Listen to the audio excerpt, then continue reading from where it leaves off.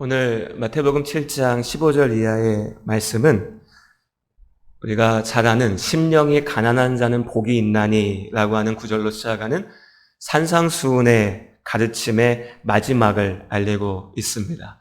산상수훈의 마지막이 마태복음 5장부터 오늘 7장의 말씀까지 이어지고 이제 열매로 알리라 라고 하는 말씀으로서 끝이 나게 되는 것이지요. 어려운 말씀은 아닙니다. 말씀 그대로 하나님께서 우리의 삶을 통하여 열매로 보기를 원하십니다. 무엇보다도 우리의 삶이 열매 맺는 삶이 될 수 있기를 원합니다. 제가 목사로서 하나님의 말씀을 또 성경과 관련한 또 그 여러 가지 지식들을 우리 성도님들께 전해드리는데 저도 또한 우리 성도님들께 배우는 게 참 많이 있습니다. 어떻게 보면 더 값진 삶의 지혜들, 삶의 방법들을 우리 성도님들 통해서 배우는데 제가 말씀을 이렇게 준비하면서 한 주 동안 묵상하고 기도하면서 열매에 대해서 가만히 생각을 해봤더니요. 제가 열매에 대해서 아는 게 별로 없는데 그나마 아는 몇 가지는 우리 성도님들께 배운 거였더라고요. 그 중에 하나가 뭐냐면 복숭아 나무는 심으면 최소한 3년은 지나야 수확할 가치가 생긴다 이겁니다. 아십니까? 잘 모르시는 분들 계시죠? 저는 배웠어요. 3년은 지나야 수확할 가치가 생긴다. 얼마나 귀한 가르침입니까? 제가 아는 게 이 정도더라고요. 오늘 말씀을 기억합니다. 열매가 맺는 삶, 그것이 하나님께서 우리에게 보기 원하시는 삶입니다.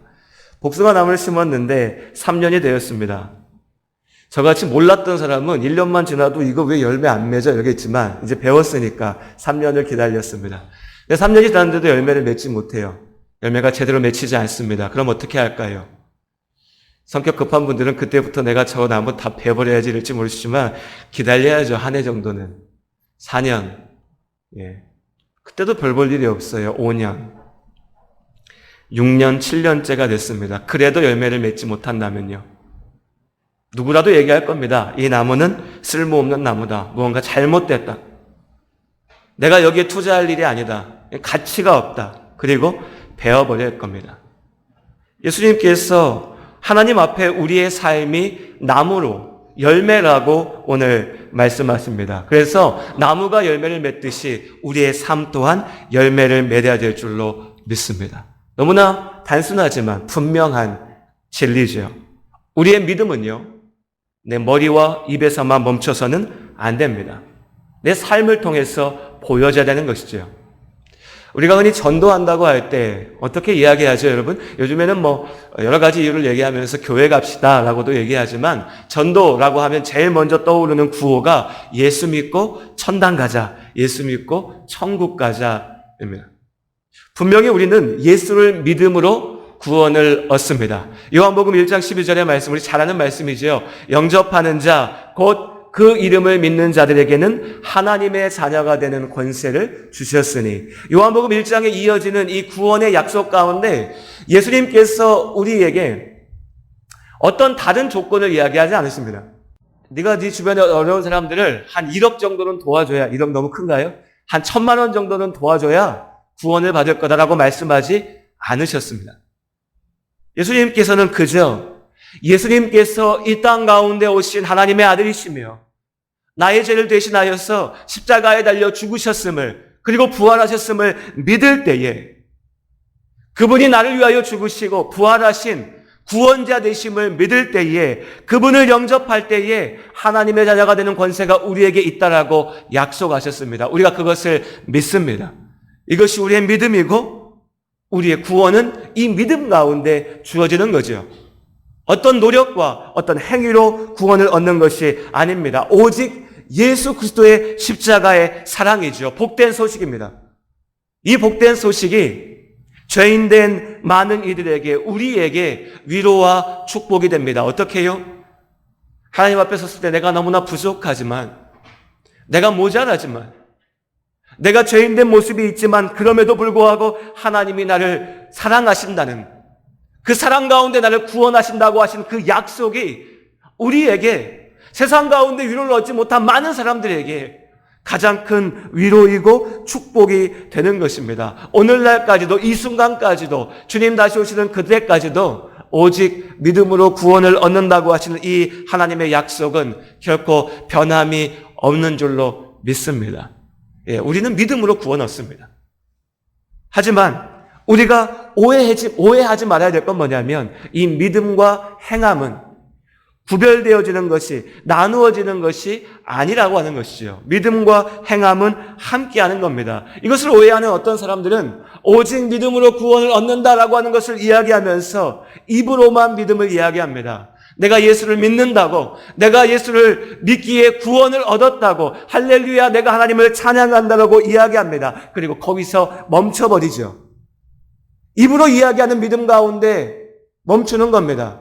조금 더 나가서요. 그래도 조금 거기서 더 나가서 교회 안에서 종교적인 활동을 하는 것에서 멈춰버립니다. 내가 그래도 예배는 드리니까, 내가 기도할 줄 아니까, 내가 성경은 읽으니까, 목사님 내가 그래도 하나님 믿어요, 내가 그래도 예수의 이름을 믿습니다 라고 이야기하면서 그 말 가운데 스스로 위안을 얻으려고 합니다. 물론 다시 한번 분명하게 말씀드리지만 우리의 구원은 오직 우리의 믿음 가운데 있습니다. 하지만 그 믿음이라고 하는 것은요, 너무나 자연스럽게 행함과 함께하는 겁니다. 마치 우리가 숨 쉬는 것처럼요. 숨을 쉴 때 우리는 알지 못하지만 숨을 쉬죠. 그럼 숨 쉬면 어떻게 됩니까? 우리가 살게 되죠. 그렇게 살게 된 우리는 마땅히 자연스럽게 움직이게 됩니다. 예수를 믿음으로 구원을 얻은 우리는 멈춰 있는 것이 아니라, 죽어 있는 것이 아니라, 내가 믿는다고 말하는 것에 끝나는 것이 아니라 그 믿음으로 살게 되는 겁니다. 그런데 그것을 오해하고 왜곡하는 이들은 그저 입으로만 믿음을 이야기하는 거죠. 또 다른 문제도 있습니다. 또 다른 사람들은요, 내가 마음속 깊이는 하나님을 온전히 믿지 못합니다. 내가 예수 그리스도의 복음이 무엇인지를 알지 못합니다. 그런데도 교회 안에 있다 보니까 자꾸 나의 행동을 통하여서 내가 온전히 믿지 못하는 것을 가리려고 합니다. 착한 일을 하는 거죠. 선한 일을 행하는 겁니다. 내가 이만큼 착한 일을 하고, 내가 이만큼 좋은 일을 하고, 내가 교회에서 이렇게 봉사하고 이렇게 잘했으면 그럼 된 거 아닌가? 그럼 내가 구원을 받지 않을까? 이 정도 했으면 하나님께서도 나를 좋은 성도라고 인정해 주지 않으실까라고 스스로 위로하는 것이죠. 이것은 무엇이 문제입니까? 행함은 어느 정도 눈에 보이지만 믿음의 중심이 없는 거죠. 여러분, 교회에서 예배 열심히 드린다고 구원받는 것 아닙니다. 주일 예배 안 빠진다고 구원받는 것 아니고요. 헌금 많이 한다고 구원받는 것 아닙니다. 교회에 직분 가졌다고 구원받는 것이 아니고요. 오직 예수 그리스도의 십자가의 은혜를 믿음으로 구원을 얻습니다. 그런데 그 믿음은 역시 또한 말로만 행해지는 것이 아니라 내 마음의 중심 가운데 내가 깊게 경험하는 겁니다. 예수 그리스도의 은혜를 내가 경험하는 겁니다. 이 구원의 은혜에 대해서 신학적으로 길게 설명해 놓은 책들이 많이 있지만 이것은 말로 설명될 수 있는 것이 아닙니다. 우리의 마음 중심의 가운데 성령 하나님께서 함께 하심을 믿습니다. 이 믿음의 고백이 그냥 말로 나오는 것이 아니라 나의 경험 가운데, 나의 삶 가운데 나오는 겁니다. 이 믿음으로 우리가 구원을 얻고 그 구원이 삶으로 증거되어지는 것이죠. 참된 믿음은 그래서 반드시 행함과 함께합니다. 믿음 안에 행하시기를 주님의 이름으로 권면드립니다. 우리의 삶은요, 반드시 열매 맺어야 됩니다. 내가 예수를 믿는다라고 고백한다면, 내가 그 믿음으로 교회 안에 있다면 나의 삶으로 열매를 맺어야 된다는 겁니다. 그런데 여기서 보다 중요한 문제가 있습니다. 어떤 열매를 맺느냐는 거죠. 내 삶을 통하여 하나님 앞에 보여야 될 열매가 어떤 것이냐는 겁니다. 내 믿음의 결과가 어떤 것이냐고 하는 질문이죠. 여러분, 믿음의 열매라고 하는 것을 생각하면 뭐가 가장 먼저 떠오르십니까? 한번 생각해 보십시오. 내가 지금까지 예수 믿었는데, 내가 예수를 믿는다고 생각하고 살고 있는데, 지금 나의 삶 가운데 내가 지금까지 오면서 내가 만들어낸 믿음의 열매가 무엇인지, 뭐가 있으십니까? 열매가 아무것도 없는데요 라고 얘기하시면 곤란하고요. 그럼 큰일 납니다. 열매를 맺어야죠.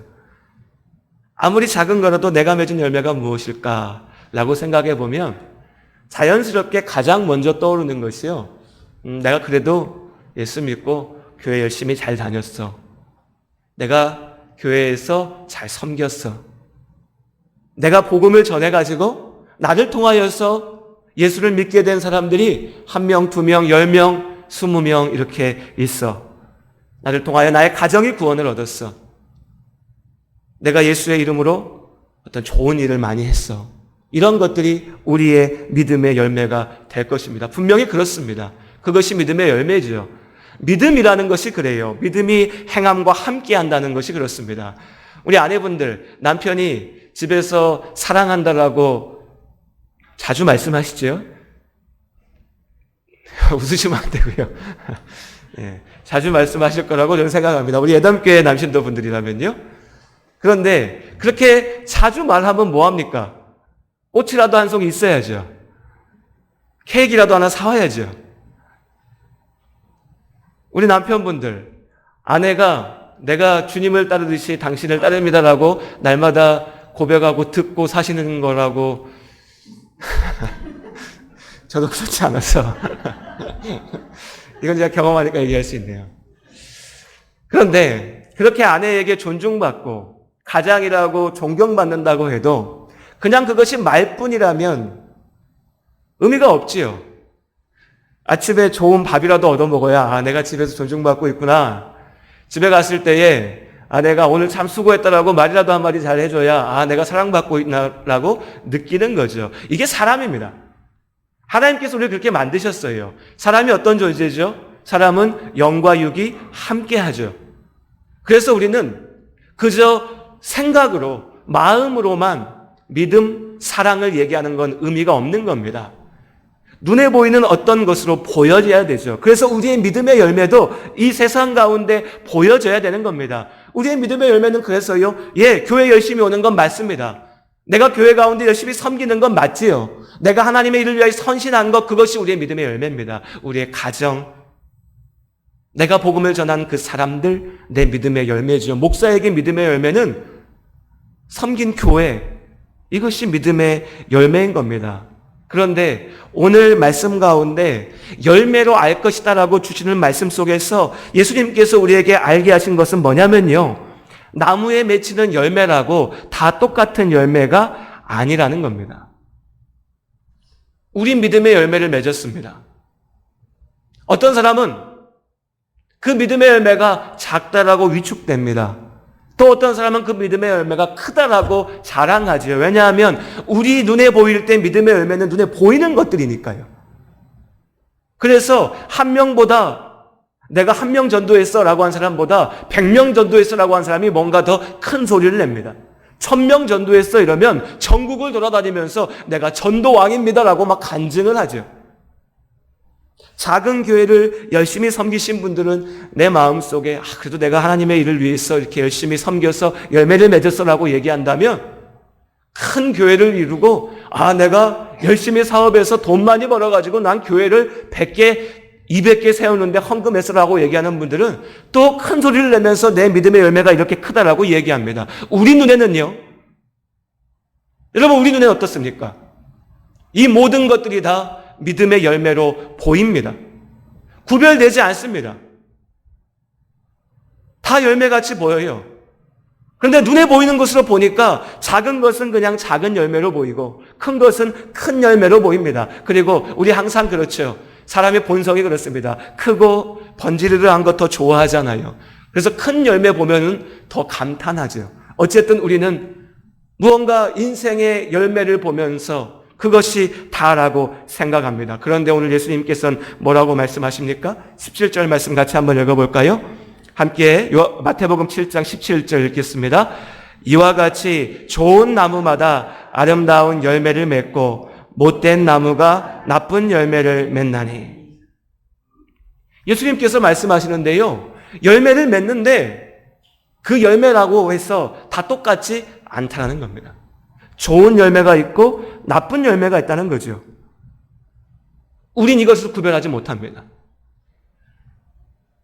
우리는 그 열매의 겉만 보기 때문에 그 속이 어떤지를 알지 못합니다. 예수님께서는 좋은 열매가 있고 나쁜 열매가 있다라고 분명하게 말씀하십니다. 오해하지 마십시오. 그러니까 큰 열매는 나쁜 열매고 작은 열매는 좋은 열매인가? 그 얘기가 아닙니다. 큰 열매가 좋은 열매일 수 있습니다. 정말로 하나님께서 귀하게 사용하셔서 이 세상에서 우리의 눈으로 봤을 때도 정말 멋진 열매, 멋진 결과를 낳을 수 있습니다. 아닐 수도 있고요. 반대도 마찬가지죠. 세상에서 봤을 때 별 볼 일 없어 보이고 하찮아 보일 수 있습니다. 저 사람은 평생 예수 믿었는데 결국 저거야? 라고 얘기할 수 있습니다. 하지만 그 별거라고 얘기하는, 아무것도 아니라고 얘기하는 그 작은 것이 하나님 보실 때 참된 열매일 수 있다는 겁니다. 역시 아닐 수도 있고요. 그의 믿음이 온전하지 못하기 때문에 제대로 된 열매를 맺지 못한 것일 수도 있습니다. 어쨌든 간에 중요한 것은 우리 눈에 봤을 때 좋고 나쁘고가 아니라 무언가 우리가 내 믿음의 열매라고, 내 삶의 열매라고, 내가 이렇게 살면서 이만한 것을 만들었다라고 얘기하는 그것이 하나님 보실 때에는 좋을 수도 있고 나쁠 수도 있다는 겁니다. 오늘 예수님께서 이 나무에 날린 열매가 좋은 열매이기도 하고 나쁜 열매이기도 하라고 말씀하신 이유는요, 15절의 말씀에 보면 거짓 선지자들을 삼가라. 양의 옷을 입고 너희에게 나아오나 속에는 노략질하는 이리라. 왜 우리에게 이렇게 말씀하셨는가?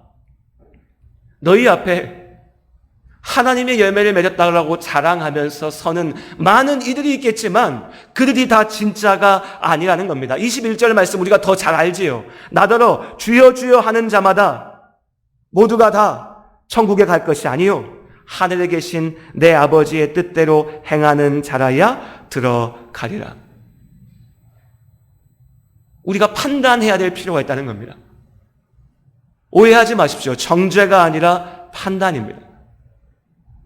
너희가, 예수님께서 말씀하십니다. 너희가 무엇이 참으로 하나님의 길인지, 하나님의 말씀인지, 무엇이 너희가 온전하게 가고 있는 것인지 구별할 수 있는 기준을 우리에게 주시겠다는 겁니다. 그것이 좋은 열매이고 나쁜 열매인 겁니다. 그것이 우리가 우리 스스로를 보면서 판단해야 될 기준이고, 우리가 목사들을 보면서, 목회자를 보면서 판단해야 될 기준이고, 교회를 보면서 판단해야 될 기준인 겁니다. 내 눈에 보기 좋은 것이 아니라 하나님께서 주신 기준이죠. 그럼 그 기준이 어떤 것이냐? 마태복음 5장부터 이어지는 산상수훈의 가르침이 바로 그것들입니다.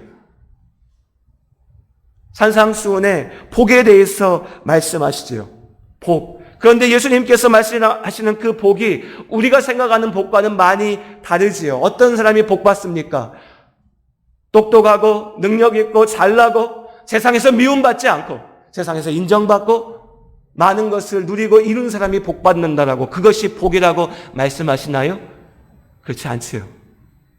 심령이 가난한 자, 갈급한 자, 오직 하나님께 의지하는 자, 예수의 이름으로 말미암아 핍박받는 자, 가난한 자, 그 가난함으로 눈물 흘릴 줄 아는 자, 그래서 나의 아픔을 가지고서 다른 이의 아픔을 바라볼 줄 아는 자, 그들이 예수님께서 원하시는, 부르시는 좋은 열매입니다. 겉으로 보일 때에 선하고 의롭게 나쁜 짓 하지 않고 괴롭히지 않고 종교적인 예식을 잘 행하고 교회 가운데 멋진 모습으로 서 있는다라고 해서 그것이 진짜라고 말씀하시는 것이 아니라 우리의 중심을 계속 얘기하시죠. 너희가 너희 형제를 미워하냐? 너희가 사람을 싫어하며 그를 죽이고자 하느냐? 욕심내느냐? 갖고자 하느냐? 두려워하냐? 근심을 하느냐? 예수님께서는 계속해서 우리의 마음의 중심에 대해서 물으십니다. 보이는 것들이 아니라 내 마음의 속을 보시는 것이죠. 마태복음 5장부터 7장까지의 말씀, 제가 오늘 이 시간에 다 말씀드리지 않겠지만 돌아가셔서 한번 읽어보십시오. 어렵지 않지요. 분명합니다. 하지만 어렵습니다. 차라리 우리한테 너희가 1년 동안 주일 예배 한 번도 안 빠지면 넌 좋은 열매야 라고 말씀하시면 더 쉽습니다. 네가 11조 절대 안 빼먹고 다 하면 내가 너한테 바로 구원해 줄게라고 말씀하시면 구원받을 사람 세상에 많습니다. 그런데 그렇게 말씀하지 않으세요. 그 보이는 것들로 판단하지 않으십니다. 너의 중심에 예수를 향한 믿음이 있느냐? 네가 예수를 참으로 믿느냐? 그리고 예수가 걸어가는 그 길로 너도 따라 걸어오고 있느냐? 내가 사랑하는 것처럼 너희도 사랑하느냐? 내가 의롭게 걸어갔던 그 삶처럼 너도 의롭고자 하느냐? 이것이 예수님께서 우리에게 주시는 기준입니다. 결국은요, 나무인 겁니다. 마태복음 7장 17절 말씀 우리 같이 읽겠습니다. 17절, 18절 우리 두 절의 말씀을 함께 읽겠습니다. 이와 같이 좋은 나무마다 아름다운 열매를 맺고 못된 나무가 나쁜 열매를 맺나니 좋은 나무가 나쁜 열매를 맺을 수 없고 못된 나무가 아름다운 열매를 맺을 수 없느니라. 아멘. 우리는 열매에 집중합니다. 사실 오늘 설교의 제목만 읽으시고도 우리 목사님 무슨 얘기할지 알겠네 이럴지 모르겠어요. 그래, 우리가 열매를 맺어야지, 뭔가 좋은 걸 많이 이루어야지, 교회 일 많이 해야지, 하나님의 일을 열심히 해야지. 그런데 여러분, 우리가 그렇게 열매에 사로잡힐 때, 열매에만 집중할 때, 내 인생을 통해서 내 눈에 보이는 어떤 결과물을 만드는 것에만 집중할 때 결코 좋은 열매를 맺을 수가 없습니다. 오늘 예수님께서 너무나 분명하게 우리에게 말씀하셨어요. 좋은 열매는요, 어디서 납니까? 좋은 나무에서 납니다. 못된 나무는 못된 열매를 만들어낼 수밖에 없습니다. 너무나 당연한 거지요. 그런데 우리가 내 열매를 어떻게 멋지게 만들어 볼까? 내 열매를 어떻게 크게 만들어가지고 세상 앞에서 자랑할까를 아무리 염려하고 걱정하고 근심하고 노력해봤자 쓸데없는 짓이죠. 바리새인의 길입니다. 예수님께서 바리새인들을 뭐라고 욕하십니까? 독사의 자식들아. 그것은 결코 우리가 걸어가야 될 길이 아닌 겁니다. 그래서 오늘 말씀을 시작하면서 좋은 열매를 맺으시라고 권면드렸지만 그 좋은 열매를 맺기 위해서 우리가 노력해야 될 것은요, 열매 자체가 아니라 내가 좋은 나무로 예수 그리스도 앞에 서는 것입니다. 시편 1편의 말씀처럼 내가 하나님께서 주시는 그 좋은 시냇가, 그 마르지 않는 시냇가 가운데 그 곁에 서서 깊게 뿌리 내리고 그 생수를 마시면서 살아가는 겁니다. 그런 나무가 되는 거지요. 그때 내가 좋은 열매를 맺을 수가 있습니다. 여러분 어떠신가요? 누구에게 보이기 위해서 우리가 믿음 생활 하나요? 목사에게 보이려고 우리가 교회 다닙니까? 교회 성도들 앞에 내가 이렇게 예수 잘 믿어라는 걸 보이기 위해서 예배 자리에 나와 계십니까? 아니죠. 이 자리에 계신 모든 분들이 나와 함께 하시는 하나님의 은혜를 경험하신 줄로 믿습니다. 하나님께서 지금 나와 함께 하십니다. 내가 그냥 교회에 와 있는 게 아니라 이제 신앙생활 처음 시작하신 분들 좀 헷갈리실 수 있어요. 나는 아직 그런 경험이 뭔지 잘 모르는데, 그런데 내 마음속에 어쨌든 내가 하나님 말씀을 듣고 싶은데, 하나님 교회 가운데 가서 앉아있고 싶은데, 교회 가운데 있을 때 나에게 위로가 되는데 내 그 마음이 하나님께서 주시는 부르심입니다. 그것을 붙잡으시기 바랍니다. 그 마음 가운데 하나님께서 일하시고 역사하실 줄로 믿습니다. 이것이 우리의 중심이고 이것이 하나님께서 우리에게 보시는 겁니다. 세상 가운데 나아갑니다. 예수 믿는 사람으로 살아야죠.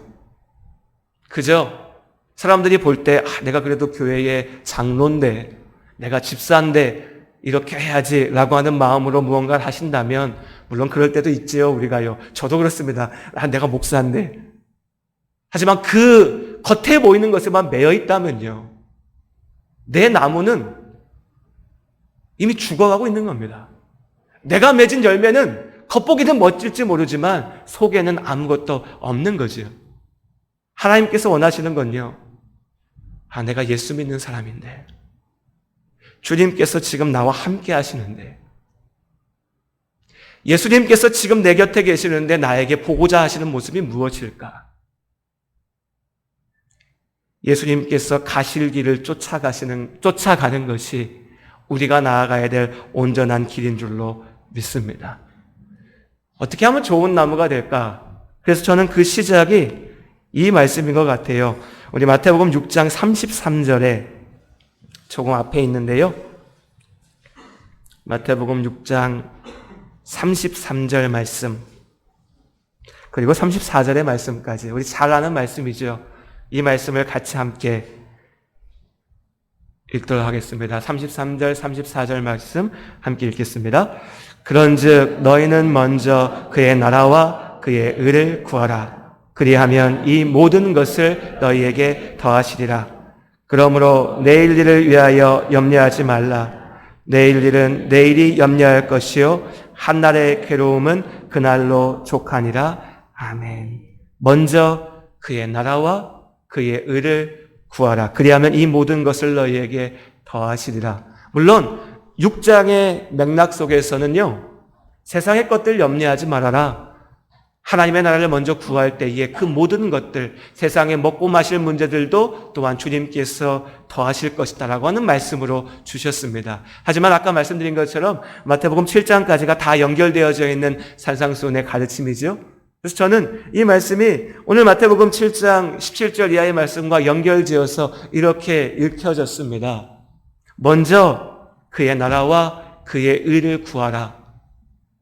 그 믿음 안에서 좋은 나무가 되라. 그러면 네가 좋은 열매를 맺게 될 것이다. 우리 남교회 성도님들, 좋은 열매를 맺으시기를 주님의 이름으로 축복합니다. 그러기 위해서 우리가 좋은 나무가 되어야 됩니다. 우리 장로님들, 권사님들, 집사님들, 모든 성도님들, 내가 좋은 열매가 되기 위해서 행해야 될 일들이 분명히 있습니다. 교회에서 봉사하고 헌신해야 될 일들이 있습니다. 내 믿음을 지키기 위해서 열심히 지켜야 될 믿음의 노력들이 있습니다. 하지만 그것들 이전에 먼저 주의 나라와 주의 의를 구해야 됩니다. 예수를 믿어야 됩니다. 내 인생의 목적과 방향을 예수 그리스도로 맞추어야 됩니다. 그러고 나면 열매를 주님께서 맺게 하실 줄로 믿습니다. 세상 가운데 삶의 모든 순간마다 지금 내 곁에 주님께서 함께 하심을 잊지 말고 나아가시기를 예수님의 이름으로 축복합니다. 기도하시겠습니다. 하나님, 우리가 세상을 살면서